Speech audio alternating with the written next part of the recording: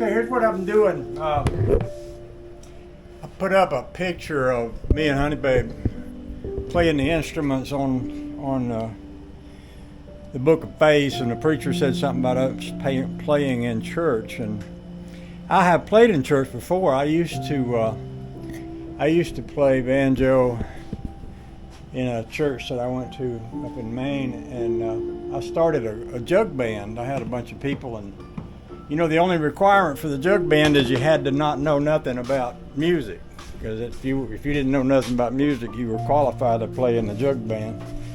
And we had a lot of fun with that. And then when me and Honey Baby got together, me and her played, and I learned her up on how to play the mountain dulcimer.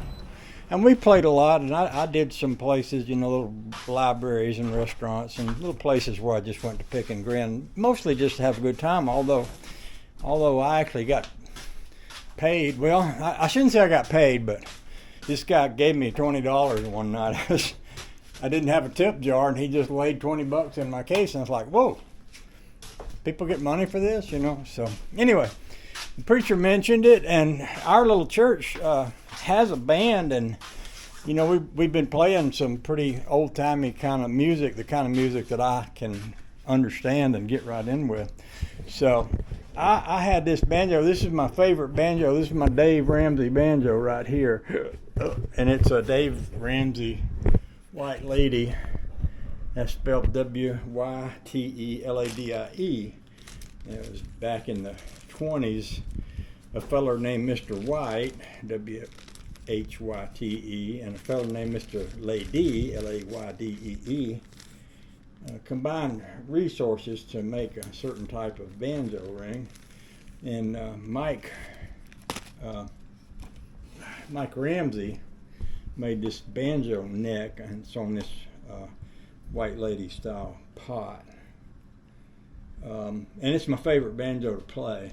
But I needed a 5th string capo, and basically what a 5th string capo is when you capo up the banjo, unless you have a 5th string capo, you just have to twist this 5th string tighter and tighter and tighter, unless you can create a point where the vibration changes. And like on this one, I actually put 3 on here, but this one's rattling a little, and I'm not too happy with it. I'm not sure whether I'm going to leave that be or if I'm going to come back and work on it some more.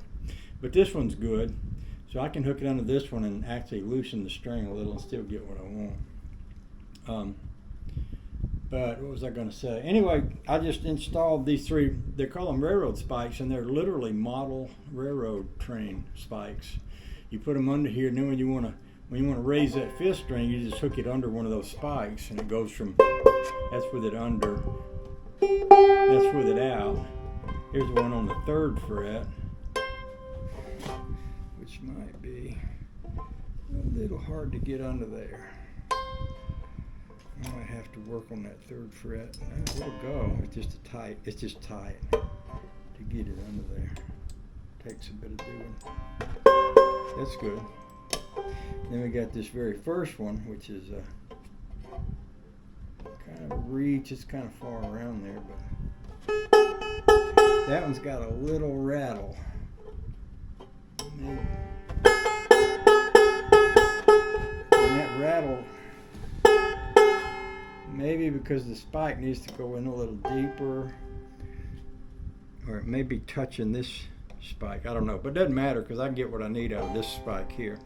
That's probably way more than you needed to know. In fact, it's probably way more than you can digest about banjos if you're not a banjo person.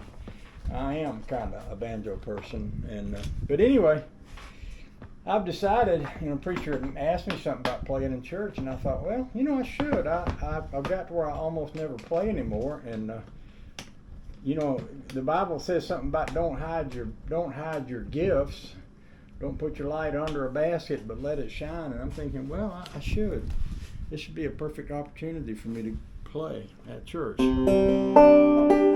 So that's the plan. That's my plan, is to do what I need to do to facilitate getting to there. So with that said, it's storming outside a minute ago. I'm going to run out here, and hopefully it's not raining. If it's not, I'll run up to the house with the banjo and we'll make videos. Hey, and then I can say hi to y'all live in person on video.